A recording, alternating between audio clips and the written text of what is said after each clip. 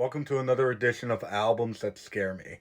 Yeah, this was pretty much an excuse to talk about Perverts by Ethel Cain, her new album.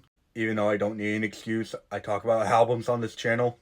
So a mainstream artist like Ethel Cain, somebody who does have a high fan base, a fan base that is always anticipating what they're gonna do next, to have a hit album like Preacher's Daughter, which is a haunting album in of itself, and to follow it with this, which is a noise drone album, is one of the most bold things that a mainstream artist can do.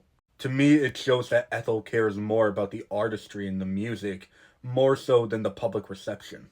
The last time that I can think of, at least, where a mainstream artist made a huge risk in their discography was when Andre 3000 made an ambient album.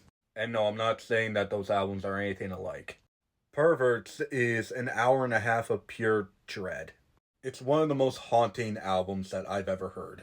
I've heard drone music before, plenty of times, and it's always so haunting.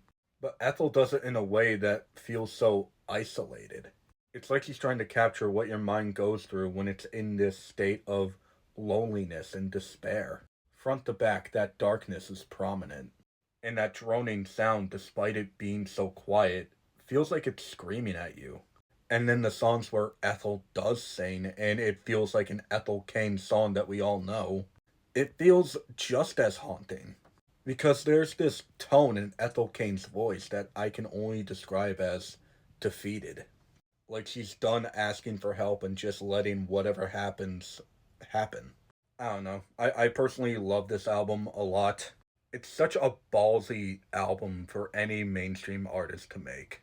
As expected, the reception of this album seems rather mixed, but I believe as time goes on, people are going to find a new appreciation for this album, and it'll be regarded as one of the best noise albums ever made. It kind of feels like she made her own version of The Downward Spiral by Nine Inch Nails, except a lot more quiet.